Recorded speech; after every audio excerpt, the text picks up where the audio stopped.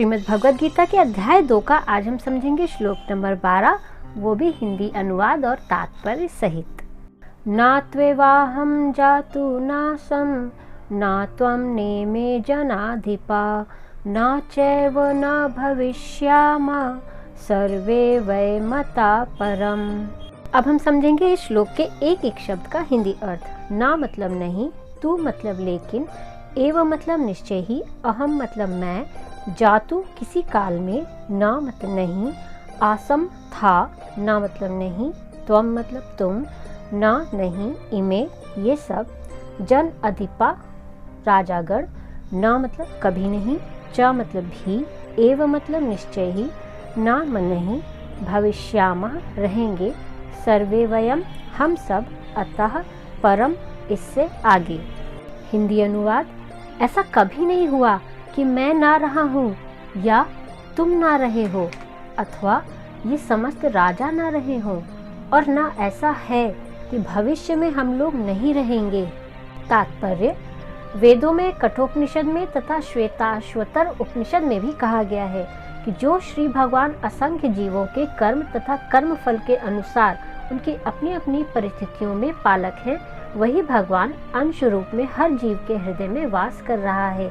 केवल साधु पुरुष जो एक ही ईश्वर को भीतर बाहर देख सकते हैं, पूर्ण एवं शाश्वत शांति प्राप्त कर पाते हैं। जो वैदिक ज्ञान अर्जुन को प्रदान किया गया, वही विश्व के उन समस्त पुरुषों को प्रदान किया जाता है जो विद्वान तो हैं किंतु जिनकी ज्ञान राशि न्यून है।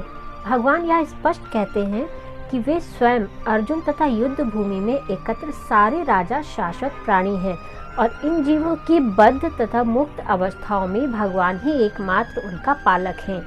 भगवान परम पुरुष हैं तथा भगवान का चिर संगी अर्जुन एवं वहां पर एकत्र सारे राजागण शाश्वत पुरुष हैं।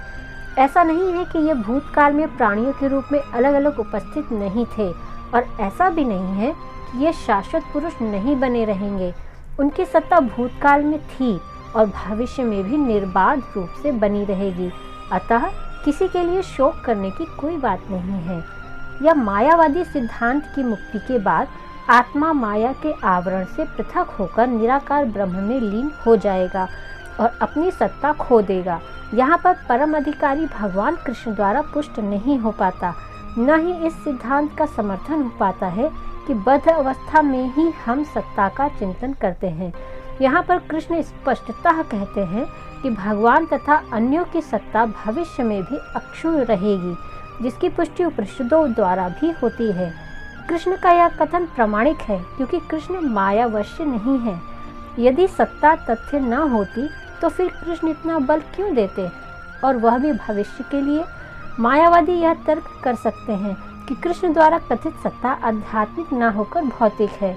यदि हम इस तर्क को कि सत्ता भौतिक होती है स्वीकार कर भी ले तो फिर कोई कृष्ण की सत्ता को किस प्रकार पहचानेगा।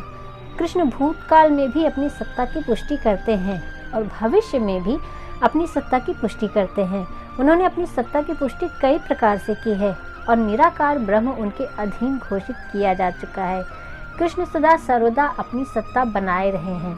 यदि उन्हें सामान्य चेतना वाले सामान्य व्यक्ति के रूप में माना जाता है तो प्रामाणिक शास्त्र के रूप में उनकी भगवद गीता को कोई महत्ता नहीं होगी। एक सामान्य व्यक्ति मनुष्यों के 4 अवग्रहों के कारण श्रवण करने योग्य शिक्षा देने में असमर्थ रहता है। गीता ऐसे साहित्य से ऊपर है। कोई भी संसारी ग्रंथ गीता की तुलना नहीं कर सकता। श्री कृष्ण को सामान्य व्यक्ति मान लेने पर गीता की सारी महत्ता जाती रहती है। मायावादियों का तर्क है कि इस श्लोक में वर्णित द्वैत परंपरागत है और शरीर के लिए प्रयुक्त किया है, किंतु इसके पहले वाले श्लोक में ऐसी देहात्म बुद्धि की निंदा की गई है। एक बार जीवों की देहात्म बुद्धि की निंदा करने के बाद यह कैसे संभव है कि कृष्ण पुनः शरीर पर उसी वक्तव्य को दोहराते। अतः यह सत्ता आध्यात्मिक आधार पर स्थापित है और इसकी पुष्टि रामानुजाचार्य तथा अन्य आचार्यों ने भी की है। गीता में कई स्थलों पर इसका उल्लेख है कि यह आध्यात्मिक सत्ता केवल भगवत भक्तों द्वारा किए है। जो लोग भगवान श्री कृष्ण का विरोध करते हैं उनकी इस महान साहित्य तक पहुंच नहीं हो पाती। अभक्तों द्वारा गीता के उपदेशों को समझने का प्रयास मधुमक्खी द्वारा मधु पात्र चाटने के सदृश है। पात्र को खोले बिना मधु को नहीं चखा जा सकता। इसी प्रकार भगवद गीता के रहस्यवाद को केवल भक्त ही समझ सकते हैं, अन्य कोई नहीं। जैसा कि उसके 4th अध्याय में कहा गया है, न ही गीता का स्पर्श ऐसे लोग कर पाते हैं जो भगवान के अस्तित्व का ही विरोध करते हैं। अतः मायावादियों द्वारा गीता की व्याख्या मानो समग्र सत्य का सरासर भ्रामक निरूपण है। भगवान चैतन्य ने मायावादियों द्वारा की गई गीता की व्याख्याओं के पढ़ने का निषेध किया है और चेतावनी दी है कि जो कोई ऐसे मायावादी दर्शन को ग्रहण करता है वह गीता के वास्तविक रहस्य को समझ पाने में असमर्थ रहता है। यदि सत्ता का अभिप्राय अनुभव गम्य ब्रह्मांड से है तो भगवान द्वारा उपदेश देने की कोई आवश्यकता नहीं थी। आत्मा तथा परमात्मा का द्वैत शाश्वत तथ्य है और इसकी पुष्टि वेदों द्वारा होती है, जैसा कि ऊपर कहा जा चुका है। श्रीमद् भगवद गीता के अध्याय 2 का श्लोक नंबर 13 हम समझेंगे नेक्स्ट वीडियो में। तब तक के लिए जय श्री कृष्ण।